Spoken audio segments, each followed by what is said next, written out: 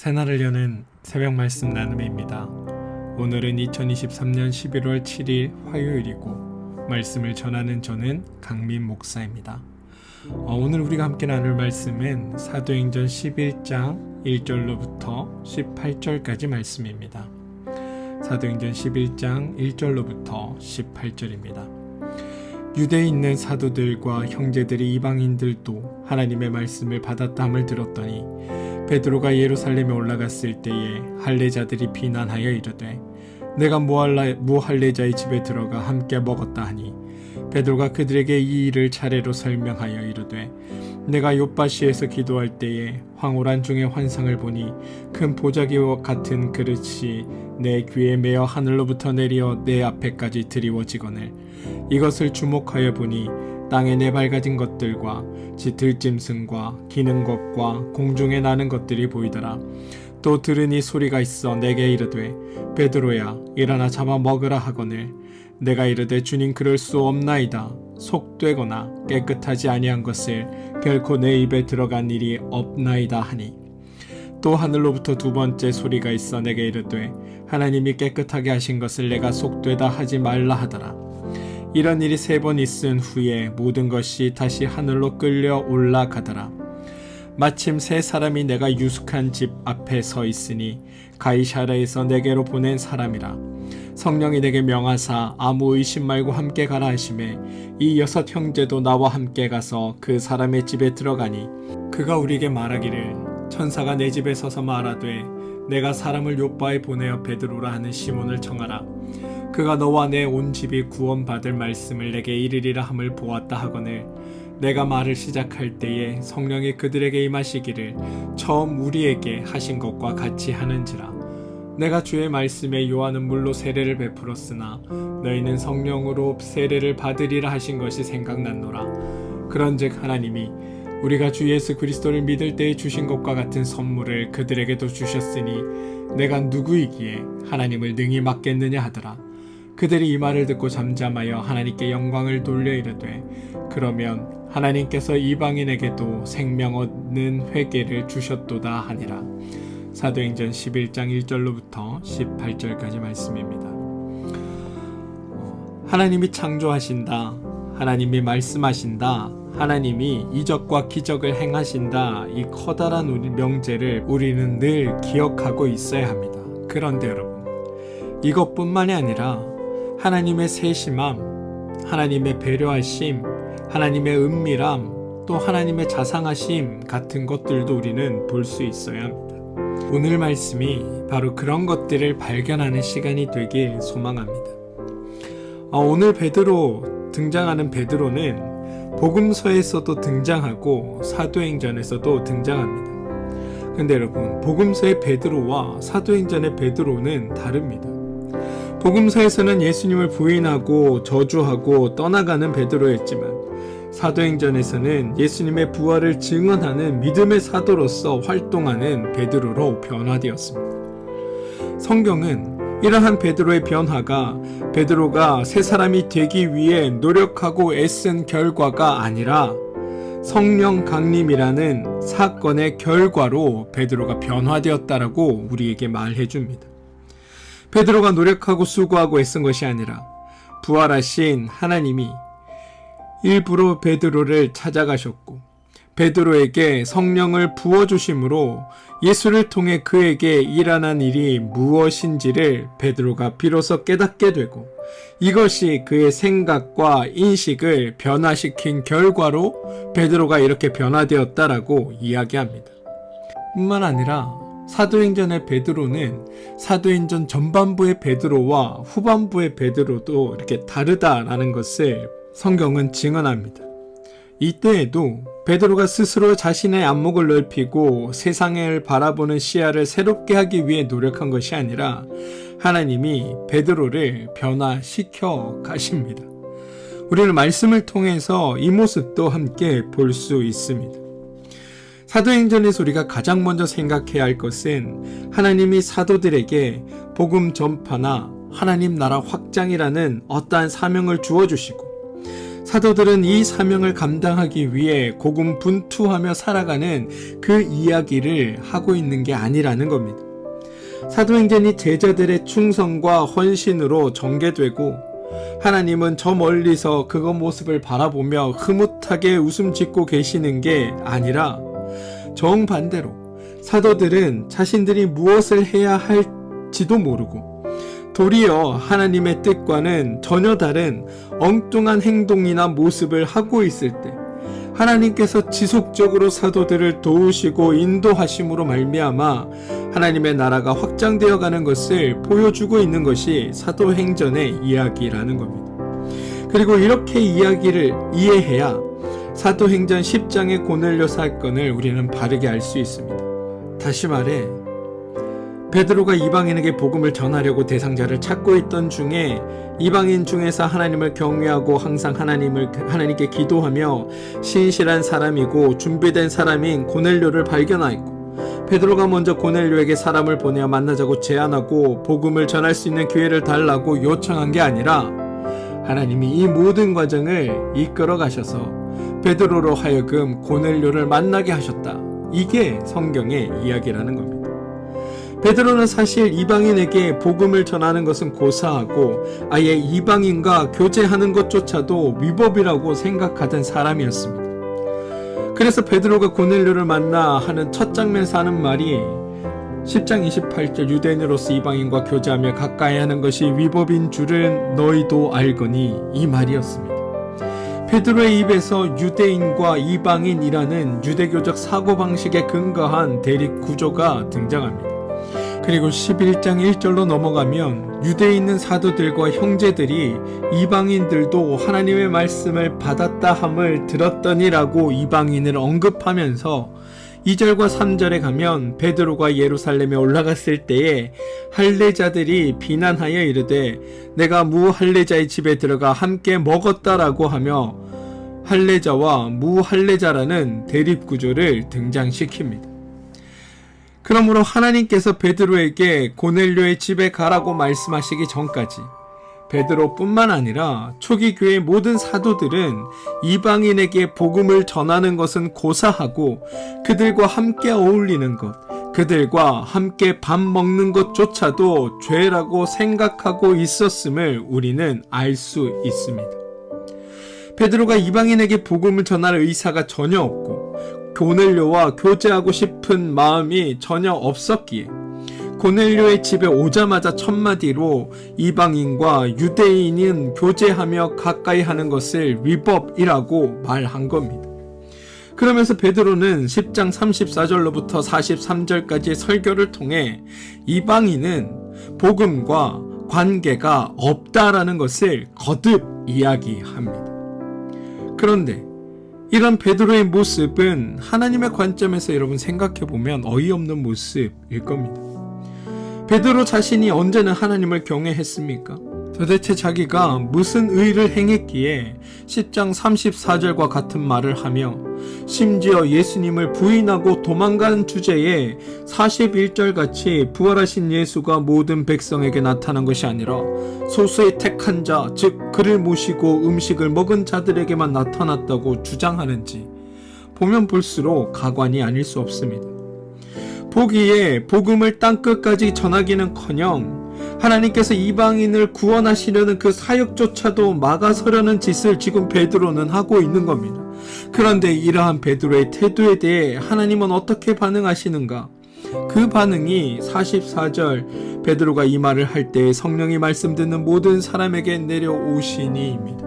앞서 하나님의 세심함, 하나님의 배려하심, 하나님의 은밀함 이런 이야기들을 나누었는데요. 바로 오늘 이 장면에서 그런 것들을 우리는 찾아볼 수 있습니다. 지금 하나님은 베드로의 이 잘못을 섬세하게 덮어주고 베드로를 배려하십니다. 분명히 베드로는 엉뚱한 설교를 했습니다. 하나님의 뜻과 전혀 다른 행동을 합니다. 그런데 거기 모인 사람들이 이것을 눈치채지 못합니다. 지독히 배타적으로 설교를 했고 복음과는 완전히 다른 말씀을 전했음에도 불구하고 베드로가 이 말을 할 때 성령이 말씀을 듣는 모든 사람에게 내려왔기 때문입니다. 그러니 고넬료와 고넬료 집에 함께 있던 친척과 친구들도, 더 나아가 오늘날 말씀을 읽는 우리도 베드로의 설교가 뭔가 찜찜하고 이상한 것 같은데 구체적으로 뭐가 문제인지 잘 모르지만 어쨌든 성령이 임했다고 하니까 좋은 쪽으로 결론이 났나 보다 하고 넘긴다는 겁니다. 성령이 임하셨기에 베드로의 설교의 진위를 눈치채지 못했다는 겁니다. 10장 44절에서 베드로가 말할 때 성령이 임합니다. 45절에 베드로와 함께 온 할례 받은 신자들이 이방인에게도 성령을 부어주심으로 말미암아 놀랍다라고 고백합니다. 베드로는 고넬료의 집에 혼자 간 것이 아니라 욥바의 형제들과 함께 갔습니다. 그 사람들을 묘사하는 게 할례 받은 신자들입니다.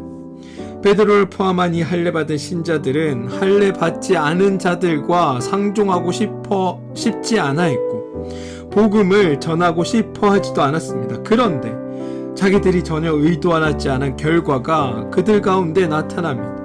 신자들과 베드로가 모두 다 놀랐고 특히나 베드로가 더 크게 놀랍니다. 왜냐하면 다른 사람들은 아무 말 하지 않았지만 베드로는 그들을 향해 구원은 너희들과 이 복음은 너희들과 아무런 상관이 없음을 선포하고 있는 중인데 성령이 그들 가운데 임했기 때문입니다.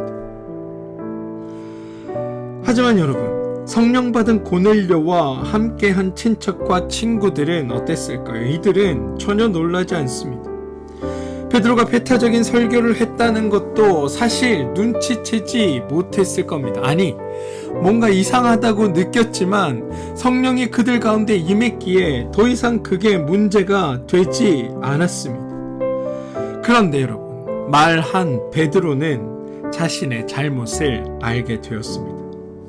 베드로가 자신의 잘못을 인식했기에 47절이 등장합니다. 이에 베드로가 이르되 이 사람들이 우리와 같이 성령을 받았으니 누가 능히 물로 세례를 베품을 그 말이요 명하여 예수 그리스도의 이름으로 세례를 베풀라 하니라. 베드로는 알아차린 겁니다. 자신이 잘못했다는 것도 알아차렸고 하나님께서 지금 자신을 감싸주고 있다는 것도 깨달았고 하나님이 이방인도 다 받아주시기로 했다는 것도 알게 되었습니다. 따라서 고넬료 사건은 베드로가 하나님의 뜻을 배우고 그의 태도가 변하게 되는 결정적인 계기가 된 것입니다. 그런데 이런 하나님의 일하심과 대조되는 것이 11장 1절에 나오는 사람들의 반응입니다. 베드로가 예루살렘에 올라갔을 때 할례자들이 비난하여 이르되 내가 무할례 집에 자이 들어가 함께 먹었다 하니. 여러분, 세상에서 제일 어이없는 게 바로 이런 일들입니다. 자신은 아무것도 하지 않았으면서 어떤 일이 일어났을 때 그 일을 가지고 비난만 하는 사람들입니다. 예수님이 오셔서 병자들을 고쳤고 귀신 들린 자를 치유하셨고 배고픈 자들을 먹이셨습니다. 그러면 당시 이스라엘에 있던 로마의 권세자나 유대의 정치가들, 그저 종교 지도자들은 예수님을 향해 모두 고마워해야 하는 것 아닙니까? 왜냐하면 자신들이 하지는 못하는 일들을 주님이 해주셨기 때문입니다. 따라서 그들은 주님을 향해 오히려 감사해야 합니다. 하지만 예수님을 향해 고마워하기는커녕 예수님을 잡아 죽여버립니다. 왜냐하면 자신들은 병들지 않았고 자신들은 귀신 들리지 않았고 자신들은 배고프지 않았기 때문입니다. 예수님의 행동이 다른 사람에게는 좋은 일을 많이 해주는 일이었을지 모르나 그것으로 말미암아 자신들은 위협을 받았다고 느꼈기 때문입니다. 자신들은 어차피 병들지 않았고 자신들은 귀신 들리지 않았고 자신들은 배고프지 않았기 때문에 나에게 주어지는 유익은 없으나 예수님이 행하신 일로 말미암아 우리에게 위험이 도래했다라고 여겨지니까 이것을 막기 위해 예수님을 잡아 죽인 것입니다. 이것이 여러분 죄인된 우리의 전형적인 태도입니다. 죄인은 다른 사람에게 관심이 없습니다. 그런데 여러분, 죄인된 우리들의 행태에서 가장 비극적인 행태가 더 있습니다. 뭐냐면 내가 당한 것을 남에게 고스란히 행한다는 겁니다. 즉, 내가 당하는 자의 입장에 처해 있을 때는 그것이 잘못되었다, 틀렸다, 바로잡아 주십시오 외치다가도 내가 당하는 자의 입장에서 벗어남을 곧바로 내가 가해하는 사람의 태도로 변한다는 겁니다. 사도행전 3장에서 베드로와 제자들은 성전에 앉은 안진뱅이를 고쳐주었고 복음을 전했습니다. 그런데 그들이 유대 관원들에게 잡혀가 박해를 당했습니다. 그때 제자들은 박해받는 사람들이었습니다. 그런데 그들이 11장에 와서는 이제 이방인들에게 복음을 전했다는 이유로 베드로를 박해하는 가해자가 됩니다. 자기들은 고넬료 집에 가지도 않았고 설교도 하지 않았고 성령이 임하도록 안수하지도 않았습니다. 그런데 베드로가 고넬료의 집에 다녀왔다고 함께 식사했다고 지금 베드로를 비난하고 있는 겁니다. 이런 상황에서 베드로는 여러분 뭐라 해야 할까요? 핏대 세워가며 자신을 비난하는 제자들을 향해 한바탕 욕이라도 해야 하는 걸까요? 그런데 여러분, 베드로는 그렇게 하지 않습니다. 베드로는 자신에게 일어난 일을 차근차근 설명합니다. 그게 11장 5절부터 15절까지 이르러 설명되어 있습니다. 근데 여러분, 저는 이 장면이 좀 중요하다라는 생각이 들었습니다. 왜냐하면 하나님께서 베드로의 잘못을 덮어주고 스스로 그의 잘못을 깨닫도록 인도하지 않으셨다면 지금 베드로는 제자들의 이런 모욕적인 언사 앞에 제자들을 향해 핏대를 세워 싸웠을 것이 분명했기 때문입니다. 가지도 않은 것들이 말이 많다는 둥, 설교하지도 않은 것들이 잔소리가 많다는 둥, 하나님이 나를 강제로 보내서 나로 하여금 거기서 그렇게 하라고 했는데 도대체 왜 나를 비난하느냐고 제자들을 더 몰아쳤을 겁니다. 그런데 여러분, 베드로는 자신이 절대로 교만할 수 없습니다. 자신의 행적을 자랑할 수 없습니다.